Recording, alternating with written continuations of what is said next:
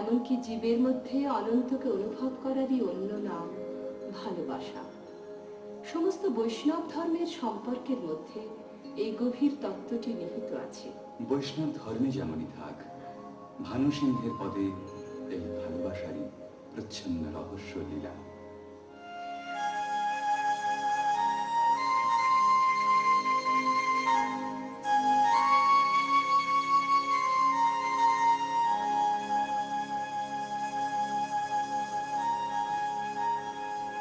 गहन कुसुम कुंज माज मृदुल मधुर वंशी बाज बिसरी त्रास लोक